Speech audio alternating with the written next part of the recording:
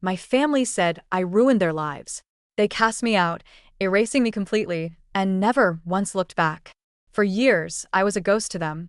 But this morning, after I had built an empire from the ashes they left me in, they came crawling back to my doorstep, and they were about to find out that the weak, broken girl they threw away was gone for good. I was never the favorite. That pedestal was permanently occupied by my sister. She was the golden child, a celestial being in our mother's eyes, incapable of fault or flaw. No matter how sharp her cruelty, no matter how many rules she bent until they snapped, she remained immaculate. My mother didn't just love her, she worshipped her. And me? I was a piece of furniture in the house I grew up in, a necessary but unnoticed object, an afterthought fading into the wallpaper. I was a shadow haunting the edges of my own life. This wasn't a sudden development. It was the bedrock of my existence, the foundational truth I learned before I could even properly write my name. I understood, with the profound clarity only a child can possess, that my voice was meant to be a whisper, my opinions were irrelevant noise, and my dreams were inconvenient fantasies. My feelings were the most troublesome of all, worthy only of being ignored or, on days when my sister needed a laugh, ridiculed into silence. The ecosystem of our family was a delicate one, and its primary rule was that all blame, all negativity, all failure must flow downstream to me. When my sister failed a chemistry test, it wasn't because she spent her nights partying instead of studying. It was my fault for breathing too loudly in the next room, for distracting her with my mere presence. When her circle of friends would inevitably shrink after a fallout, I was somehow the invisible catalyst, the secret poison that soured her relationships. When she shattered a vase her grandmother had cherished, it wasn't her carelessness. I must have startled her. I must have pushed her. I must have willed it to happen from across the room. And my mother, the supposed judge and jury of our household, believed her. Every single time. Without question, without a flicker of doubt. Her belief in my sister's perfection was as unwavering as her belief in my inherent defectiveness. In the face of this, I tried to become flawless. I waged a quiet war against my own nature, striving to be the perfect daughter. My report cards were a string of straight A's, a silent testament to my effort. I worked harder, stayed later, and achieved more, hoping that my accomplishments might one day be heavy enough to tip the scales of affection in my favor. I learned to swallow my anger, to absorb their insults like a sponge, keeping the bitterness locked away inside me. I never raised my voice, never fought back, never gave them a legitimate reason to find fault with me. I held on to a desperate, childish hope that if I could just prove my worth, if I could just be good enough, smart enough, quiet enough, then maybe, just maybe, they would finally love me with the same effortless adoration they showered upon her. But nothing I did ever changed the fundamental equation of our family. The breaking point, the moment the fragile foundation of my hope finally crumbled into dust, arrived on an unremarkable Tuesday night. They told me I had ruined their lives. It began, as it so often did, with an argument I was not a participant in. I was merely an audience member, standing silently in the living room while the storm raged around me. My sister had flunked a critical class, a failure so significant that it threatened her graduation. But instead of the self-reflection one might expect, she defaulted to her trusted strategy. She blamed me. The logic was as convoluted as it was cruel. My quiet success was apparently a source of immense pressure, my existence a constant, stressful reminder of her own shortcomings. I had stressed her out, she claimed, simply by existing in the same house. "You've ruined our lives," she screamed, her face contorted in a mask of theatrical rage. The accusation was so absurd, so utterly disconnected from reality, that I barely had time to process it before my mother delivered the final, fatal blow. She looked at me, her eyes cold and devoid of any maternal warmth, and echoed my sister's sentiment. "We would be so much happier without you." That was it. That was the sentence that severed the last thread connecting me to them. It wasn't a dramatic explosion. It was a quiet, internal collapse. There were no tears, no screams, no desperate pleas for them to take back the words that had just shattered my world. I simply nodded, a slow, deliberate motion of acceptance. This was who they were. This was who I was to them. In that moment of chilling clarity, I turned around and walked to my room. I pulled out an old backpack from the back of my closet and began to pack, my movements mechanical and detached. I packed whatever I could fit, A few changes of clothes, a toothbrush, the small bundle of cash I had hidden away. They didn't try to stop me. They didn't call out my name. They didn't even bother to watch me leave. The front door clicked shut behind me, and just like that, I was gone. I stepped out into the cool embrace of the night, the weight of my backpack a solid, grounding pressure on my shoulders. But it was nothing compared to the crushing heaviness in my chest, a void where a heart should have been. I walked without a destination, my only goal to put as much distance as possible between myself and the house that had never truly felt like a home. It was cold. I remember that with a startling vividness. The crisp autumn air bit at my exposed skin, but I didn't shiver. I was encased in a layer of numbness, so thick it felt like ice. I had always imagined that a moment like this would be cinematic. I envisioned tears streaming down my face, a dramatic, lingering look back at the life I was leaving behind. But my reality was stark and unadorned. There was no soundtrack, no dramatic lighting. No one ran after me. No one's voice called my name into the darkness. No one cared that I was a teenager walking into the night with nowhere to go. My safety net was non-existent. My savings were a laughable pittance, just a couple $100s I had painstakingly squirreled away from small tutoring gigs I did for classmates. But as I walked under the sterile glow of the streetlights, one conviction solidified within me, hard and unshakable: I would never, ever go back. My first stop was a cheap, rundown motel on the edge of town, the kind with a flickering neon sign and a lingering smell of bleach. I paid for a single room with hands that trembled, not from cold, but from the sheer magnitude of what I had just done. Inside, the room was small and impersonal. I stared at the lumpy, unfamiliar bed, but the thought of lying down, of surrendering to sleep, felt impossible. Instead, I sat at the small, rickety desk, the dim yellow light from the lamp overhead casting long shadows on the wall. It was there, in the oppressive silence of that motel room, that I began to plan my future. I had no degree, no influential connections, and barely enough money to last the week. But I did have one unique advantage, one that I had honed over a lifetime of being overlooked. I had spent my entire life being ignored and underestimated. No one had ever handed me anything. No one had ever expected anything of me. If I was going to survive, if I was going to build a life for myself, I would have to do it from nothing, with nothing but my own resolve. I started with the one thing I knew I was good at: studying. It sounded ridiculous, even to me at the time, but it was my only asset. Years of trying to earn my parents' approval had turned me into an academic machine.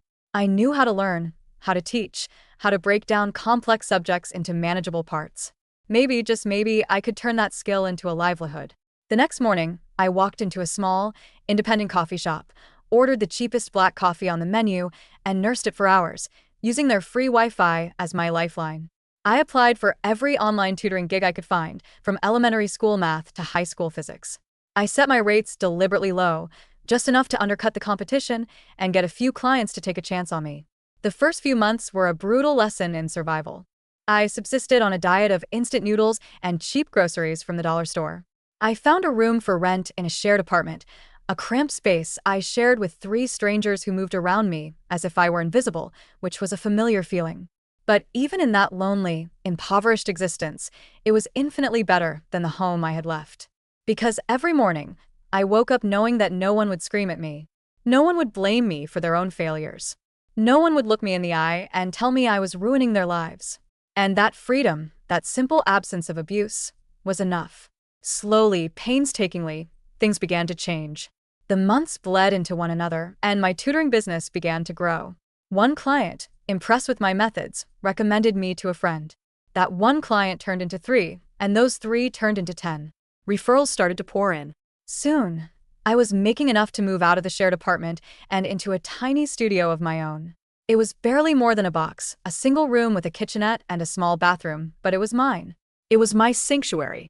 And through all of this, through the struggle and the slow, upward climb, my family remained silent. Not a single call, not a single text. They didn't call on my birthday. They didn't reach out on the holidays. They didn't even make a single attempt to find out if I was alive or dead. The silence was a wound in itself, a deep, aching void that hurt in a way their screams never could. It was a constant, lingering confirmation of my worthlessness to them. But I pushed the pain down, telling myself over and over that it didn't matter. If they didn't care, then neither would I. A year into my new life, I reached a turning point. I had built a solid reputation as a tutor, specializing in college entrance exams.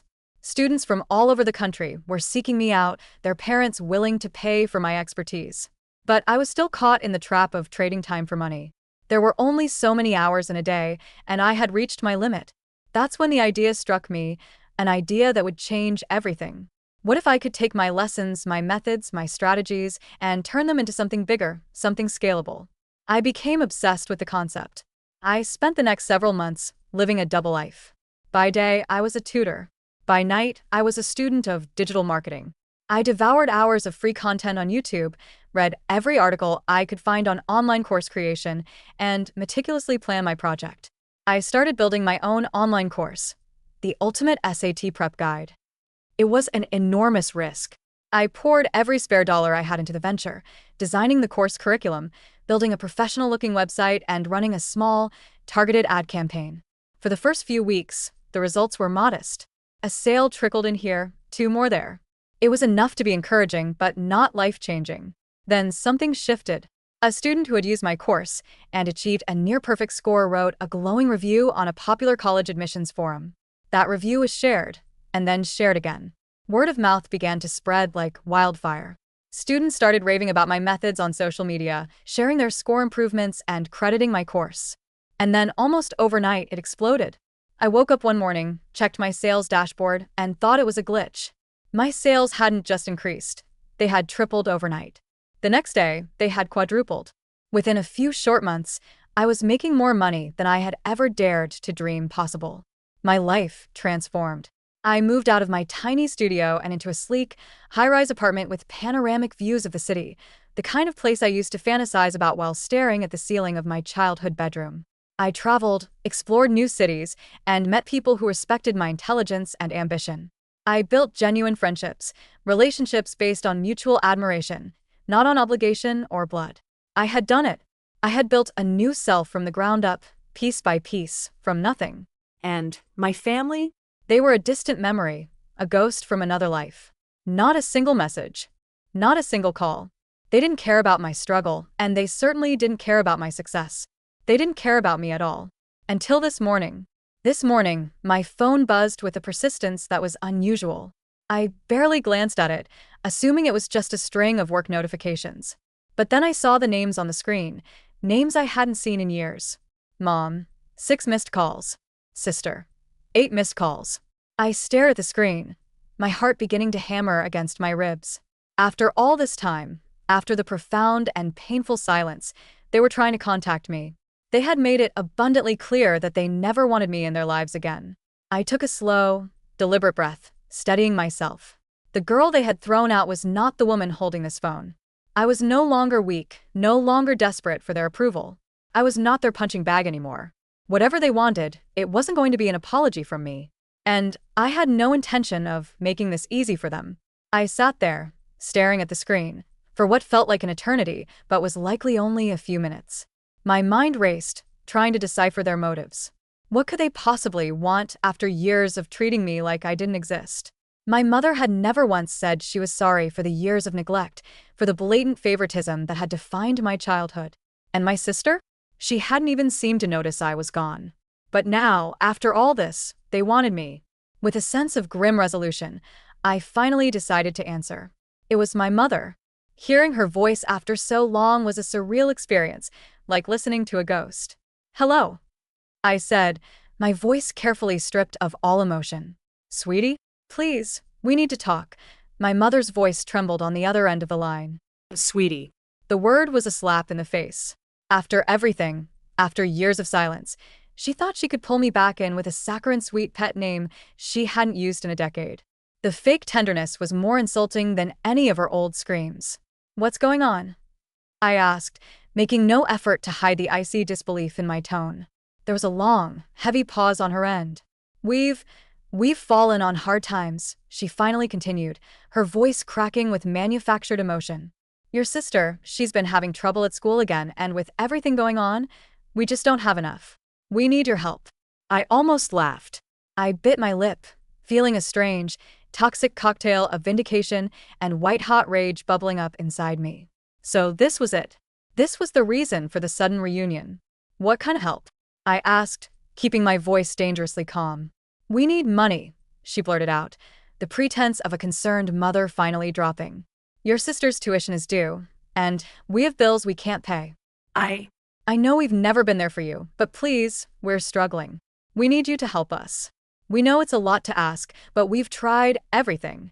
I could hear a sniffle, a pathetic attempt to elicit sympathy. Maybe it was genuine, maybe it wasn't. It didn't matter. Please, she repeated, her voice thick with desperation. We need you back. We need your support. The words hung in the air between us, thick and suffocating. My support. The same support they had thrown back in my face my entire life. I closed my eyes, trying to control the surge of emotions that threatened to choke me. The sheer, unmitigated audacity of their request was staggering. You're serious, I said, a bitter, humorless laugh escaping my lips. You really think I'm just going to come running back with my checkbook after everything you did? There was another pause, this time filled with her panicked scrambling. Please don't do this. We know we messed up, but we're your family. You can't just leave us like this. You never cared about me when I needed you. I shot back, my voice trembling with the force of years of suppressed anger. You were too busy worshiping your golden child. You let me walk out that door and disappear. You told me you'd be better off without me. I paused, taking a breath to steady myself, refusing to let them see how deeply their hypocrisy cut. I don't owe you anything, I said, each word as sharp and cold as a shard of glass. Then, my sister's voice came on the line, frantic and panicked. I know I was horrible to you, okay? But I need your help. I messed up. I've been trying to fix things, but I don't know what to do anymore. Fix things? How do you fix years of relentless cruelty and emotional abuse?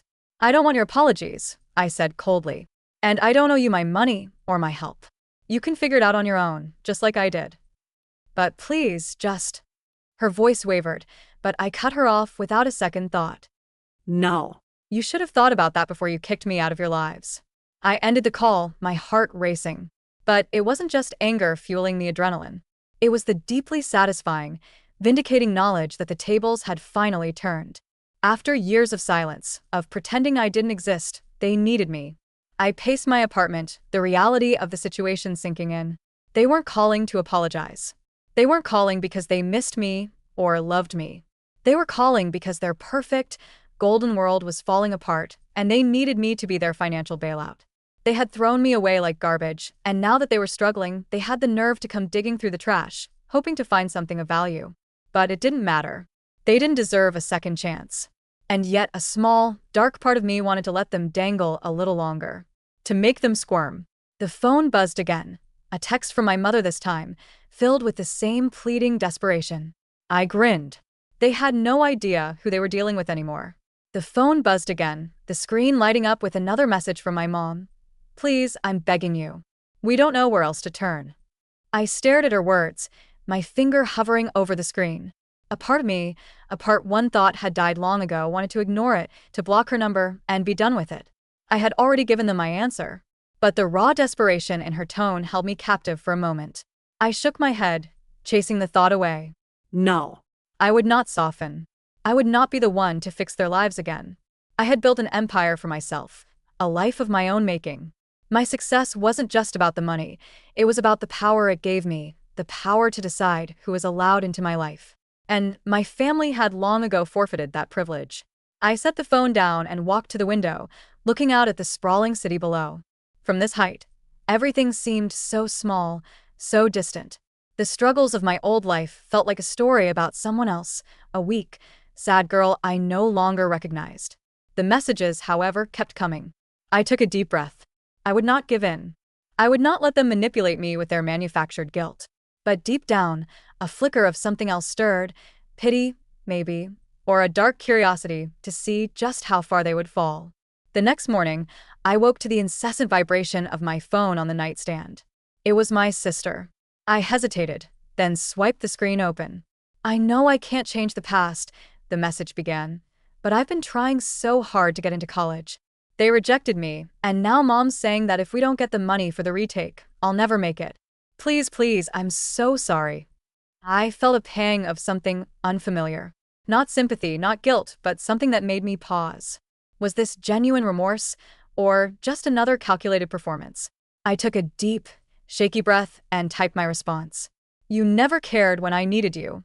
Why should I care now? I hit send, and the weight that settled in my chest felt heavier than I expected. A cold, detached part of me, the part that had built armor around my heart, knew I was doing the right thing. But another part, a foolish, sentimental part, wanted to believe she had changed. I pushed that thought away. As the day wore on, the digital assault continued. Calls, texts, voicemails. They were relentless, their desperation seeping through the screen, a palpable force. They were crumbling under the weight of their own choices. What did they expect from me? They had made their bed. Now, they had to lie in it. Then, at 7 p.m., a message from my mother made my heart skip a beat. I need to talk to you. This isn't just about money. I know I messed up. We messed up. But I'm asking you, as a mother, to come home. I need you. We need you. Please, don't leave us like this. I stared at the message, my thumb hovering over the call button. For a fleeting second, I considered it. Maybe I could hear her out. Maybe there was a path to some kind of resolution. But then the memories came flooding back, the years of being treated like I was invisible, like I didn't matter. I wasn't their savior. With a deep exhale, I typed my final reply. You had your chance. I'm done. I hit send, and something inside me cracked. I knew I had made the right choice, but an ache lingered in my chest. What if this was their last, desperate cry for help? What if they were truly suffering? But in the end, I knew the truth. I couldn't fix them. They were beyond saving. And if they wanted anything from me, it would be on my terms, and my terms were that they would get nothing. I set my phone down, determined to forget them. But the next evening, as I was scrolling through my phone in my living room, I heard a knock at the door. A sharp, quick rap, followed by a tense silence. I looked up, confused. I wasn't expecting anyone. I walked to the door, the hairs on the back of my neck standing on end. Something felt wrong. I peered through the peephole, and my stomach plummeted. There they were. My mother, my father, and my sister, standing on my doorstep, looking like they had aged a decade in the last few days. Their faces were pale, drawn, and etched with exhaustion. But it wasn't just their appearance that made my pulse quicken. It was the fact that they were here, at my home, uninvited. I froze, unsure of what to do. Part of me wanted to turn around, to pretend I wasn't home. But the rage I had been bottling up for years surged forward. I would not let them invade my space. Not after everything. I opened the door just enough to see them fully, my heart hammering against my ribs. What are you doing here? I asked, my voice low and shaking with anger. My mother stepped forward, her eyes wide with desperation. Please, just hear us out, she pleaded, her voice trembling. I stared at her, the same woman who had told me she'd be better off without me, now standing on my doorstep begging. What the hell are you doing here? I repeated, my voice rising. You think you can just show up at my door and I'll take you back? That I'll forget everything you've done? My father shifted uncomfortably behind my mother, his eyes fixed on the ground. My sister stood beside him, unable to meet my gaze. We're sorry, my mother said, her voice breaking.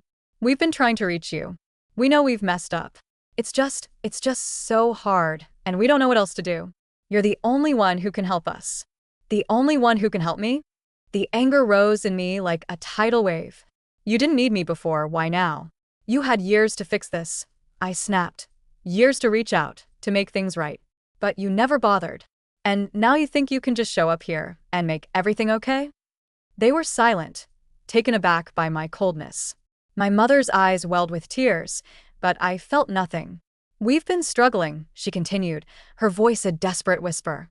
We don't have money for rent. Your sister's future is slipping away. I don't know what else to do. Don't tell me you don't know what else to do, I said, my voice shaking with fury. You had choices. You made them. And I wasn't one of them. But now that your world is falling apart, suddenly you want me? My mother took a step forward, her hand outstretched. Please, just listen. I slammed the door in her face. The sound echoed through my apartment, a definitive, resounding finality. For a second, I felt a rush of power. I was finally in control. But as I stood there, my hand on the doorknob, something twisted in my gut. It wasn't guilt. It was the sickening realization that they had come to me not because they were sorry, but because they had run out of options. They needed me. And I hated them for it. They didn't leave. I could hear them outside. My mother pleading, my sister crying, my father trying to comfort them. I couldn't stand it. The anger was overwhelming. I knew if I didn't face them one last time, I would regret it. I opened the door again. They were still there, waiting, desperation written all over their faces. My mother's eyes were red, my sister's head hung in shame, and my father looked like a defeated man. I took a deep breath, looked at them one last time, and said, "No. You don't get to come here and expect forgiveness just because you're struggling." The words were cold, hard, and devoid of any emotion. "You had years to fix this," I continued, my voice steady. "Years to realize what you lost. But you didn't care then, and I'm not going to be your solution now." I saw my mother open her mouth to protest, but I held up my hand, silencing her. "I've built my life from the ground up, and I will not let you destroy it. You don't get to come into my life and expect a magical fix just because you've hit rock bottom." Their eyes welled with tears again, but I felt nothing but a quiet, resolute satisfaction. I was finally putting myself first. "Go," I said, my voice unwavering. "Fix your own mess. I'm done." I closed the door for the last time. Weeks passed. My business thrived, my life expanded, and I felt more alive than ever. I had become the person I was always meant to be, unapologetic for my success, free from the toxic chains of my past. I never heard from them again. Not a message, not a call. And that silence was the greatest gift they had ever given me. It was a quiet peace I hadn't realized I had been craving my entire life. And as time went on, I came to understand an important truth. The people who hurt you, the people who abandon you, are not the ones who get to validate your existence. You are the one who matters. You are the one who decides your future. And you can't keep giving parts of yourself to people who never gave you anything back. The door was closed for good.